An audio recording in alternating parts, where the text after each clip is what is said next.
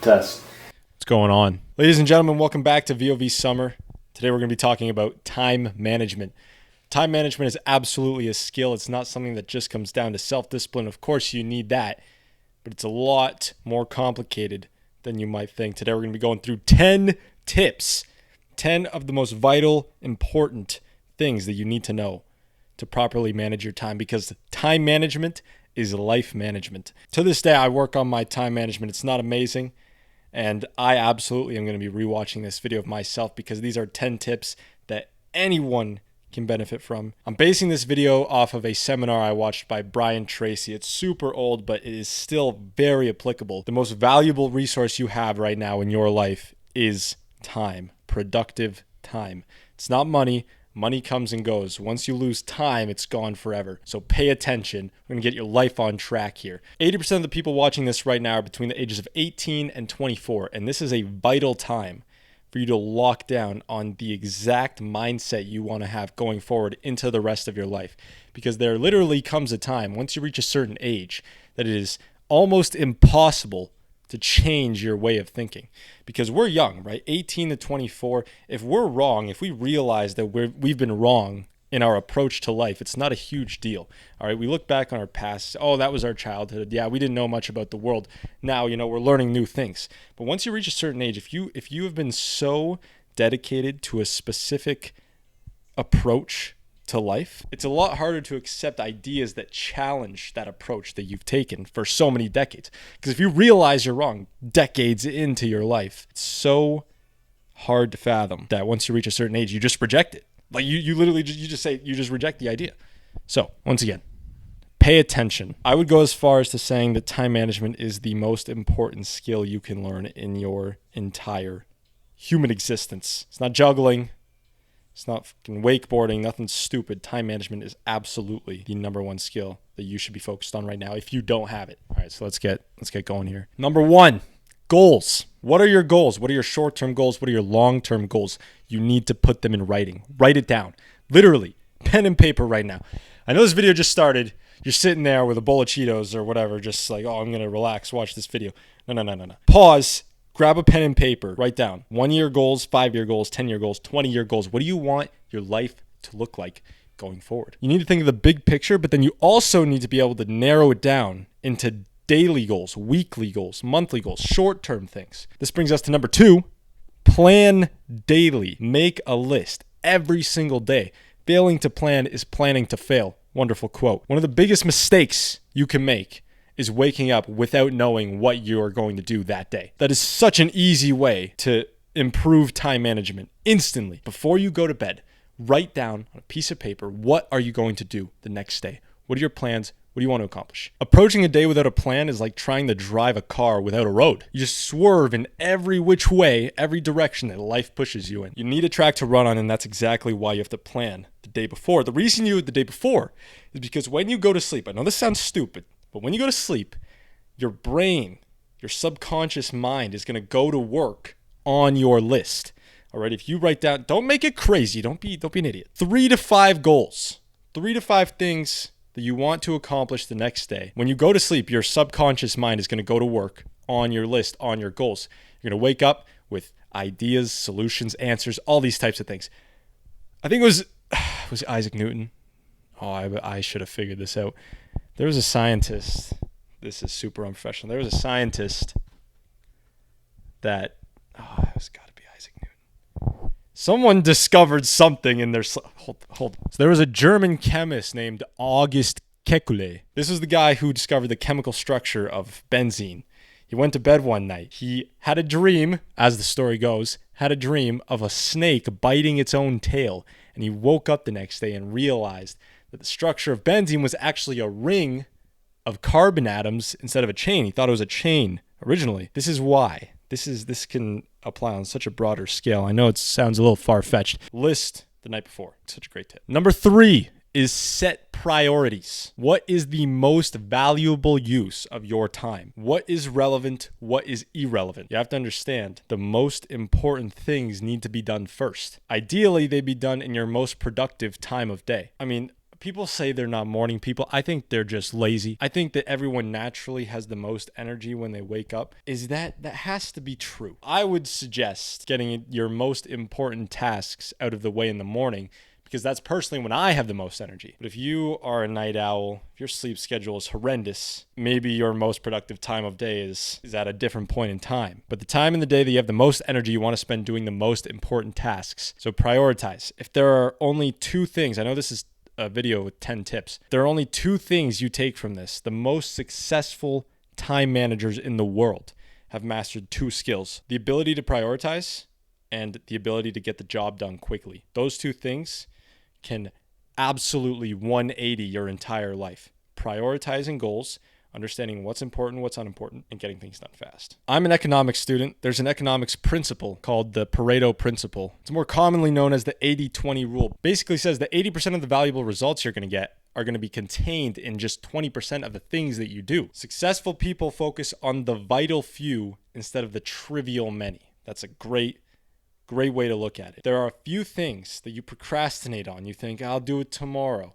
When you think about it, it kind of gives your brain trouble. It seems difficult. There's barriers. You don't want to get into it. Those things, the vital few, will generate the best, most important results for you. So get those done out of the way. Vital few versus trivial many. Okay. Number 4, concentration. You have to be able to dial in. There's no other way to say it. Get your mindset focused. Turn your phone on airplane mode. Worst excuse ever is, what if I get an important call? Unless you're the police department, turn your phone off. You can call people back later in the day. Okay. Not a big deal. Chill. Another great quote. I'm paraphrasing, but there's a guy called Drucker who said something like this. He said, one of the very worst uses of time is to do very well what need not be done at all. You're going to get started on a very important task that's going to benefit your life majorly. And then because you don't have the concentration, drift off here. I still have to do this. I still have to wipe the walls in my room of the dust. There are certain tasks, yes, they need to be done, but the value you're going to get from them is nowhere near your most important tasks. Get those out of the way first. Don't lose concentration. You have to stay focused, dialed in. Number 5, deadlines and rewards. Teach you Parkinson's law. Everyone knows Parkinson's law. Okay. Work expands to fill the time allotted for it. If you have 2 hours of work to do, but 4 hours to do it, it's going to take you 4 hours. On the other hand, if you have 2 hours of work to do and only 1 hour to do it, it's going to take you an hour. This is completely true. Time expands or contracts to fill the time allotted for it. That is Parkinson's law. Weaponize this. Okay, I'm not telling you this so that you can waste more time than you already do. I'm saying weaponize this. Set strict, tight deadlines for yourself. You're going to get the work done a lot quicker than you normally would if you didn't set any deadline. You have to set personal deadlines that are stringent. Don't make them too stupid so that you always fail. Like, try to make them realizable, but try to make them tight so you're powering through. So strict deadlines, and then rewards too. This is something that I haven't tried out myself too much, but it makes perfect sense. Pavlov's dogs, classical conditioning. You need to condition your own brain. Train yourself like a dog, that when you complete something useful and that you know you had to do, reward yourself for it. Your brain is going to attach doing meaningful things to a positive outcome. You need to connect something that you have to do with something that you like doing. So let's say if I complete my list of 5 goals today, I get to relax and watch an episode of Shameless at night. Well, actually, no, that's not much of a reward. That show's trash. If I write 800 words on my psychology essay, I get to take a nice bath at night. These are horrendous rewards. Number 6, time log. Where is your time going? The most successful people in the world are very aware of where their time goes, which once again, this is very interesting how you compare time and money. And time is so much more valuable, but people waste it so much easier than they waste their money. People are very aware of how they spend their money. People track their money pretty decently, I'd say, but people do not even think to track their own time. Where is your time going? What'd you do today? What'd you actually do today? What'd you do last week? Do you even know? A lot of people think that they spend their time doing difficult things, hard things, because that's when they're very aware. But just do me a favor. Take out your phone. Check the screen time. How many hours did you spend on TikTok? How many hours you spent on Instagram? How many hours have you spent playing video games? All this type of stuff. You have to be aware of it. Successful people think in terms of hours, half hours, minutes even. Unsuccessful people think in terms of days, morning, afternoon, this week. To truly master time management, you have to be able to weaponize your perception of time. You have to understand the long-term goals and what you're truly striving for, but you have to understand that the only way to get there is through these little tiny steps you take every single day. Number 7, procrastination. Now, there's positive procrastination, there's negative procrastination. The more and more I've been working on my time management, the more and more I've realized that I've been positively procrastinating, meaning procrastinating on useless things, checking my phone when I don't really need to, watching YouTube videos. This stuff you can procrastinate on. Literally, it feels like that. It's like, I got to do other stuff. I'll do it later. Because that's what procrastinating is. I'll do it later. It's not saying, oh yeah, I'm never going to watch YouTube. But it's just like, I'm going to push it off. I don't need to do it right now. I have stuff to get done. I have important things to do. So you can absolutely positively procrastinate. In terms of negative procrastination, we all know the procrastination that so many people suffer with. This tip was from a book I read recently. I think I'm going to make a video about the book too. Atomic Habits by James Clear. I'm sure a lot of people have heard about the 2-minute rule. Just start doing something for 2 minutes and then you'll start getting in the groove of it. That's not exactly what the book says. I think it's actually a misconception that people think just start doing something for 2 minutes. You actually need to frame the goal, frame the thing you have to do, the task, in the sense of a 2-minute task. Don't think of the task as I have to start writing my psychology paper for just 2 minutes. Think of it as I just need to open my laptop. That's the goal. Your goal is not writing a paper. Your goal is opening your laptop. That's it. That's all you have to do. Write it on your list. Open laptop. And then you're going to know what to do from there. You need to frame the goal in the sense of it is only going to take you 2 minutes to do. Just open the laptop. Boom. Log in. That's how you get rid of negative procrastination. Number 8, neatness. Clutter in the space is clutter in the mind. All right, that's my quote, by the way. So if you use it, I'd like to see a little bit of a credit dash Carter Ponce. Whether it's your desk, your room, your entire house, cleanliness actually frees up so much space in your mind. You would be blown away. And I used to be I wouldn't say a big time hoarder, but I used to hoard a little bit. I kept my high school notes all the way till like a few months ago, like straight from grade 9, actually grade 7 technically, from grade 7 to 12. I just kept them because why not? It was kind of, nostalgic. Get rid of all that useless shit. Here's how you clean up your room. Here's how you clean up your space. Because once you start purging, as I've been doing recently, you're going to pull something out and you're going to be like, I can't throw this away. Like I can't just get rid of this. It's valuable. I know it's like I never use it and it's away, but I can't just throw it in the garbage. It has an innate value to it. You either sell it or throw it out. And here's how you convince yourself to throw it out. Don't think of each object that's cluttering your space as, is it valuable or not? Think of it in this way. So I don't live at home while I'm at school. I live on residence in the city. The way I think of it is if I went off to school and came back and this was gone, it disappeared, would I even notice? Would my life even change that much? Would my life really get ruined that much?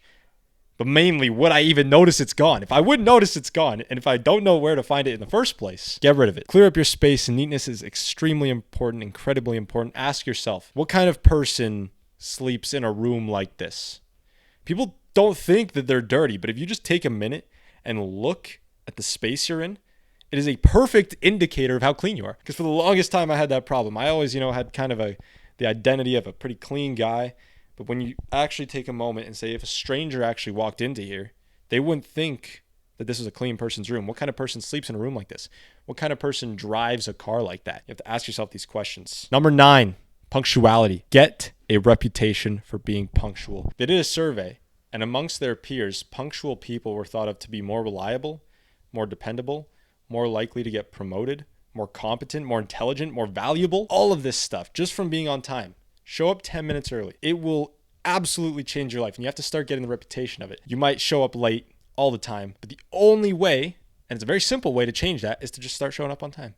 Start showing up 10 minutes early. You do it one time, no one's really going to bat an eye. They're going to think, okay, this guy was early today. But once you start showing up 10 minutes early for a month, for 2 months, you are going to develop the reputation. You're going to develop the character of a person who is punctual and thought of to have all these other amazing qualities, which you're probably going to get after watching this video because you're a good time manager and you're going to be a much better person. That's what I provide. Incredible advice here from VOV Podcasts. Hit us with a follow, by the way. Last tip, number 10, balance. What is the point of all this? What is the point of time management? Why are you watching this video? It is simply to improve the quality of your life. Don't get too hemmed in on school. Don't get too hemmed in on, I need to get this GPA, and not talk to your parents, not talk to your friends, not hang out with your girlfriend, not hang out with your boyfriend. It's all about life balance.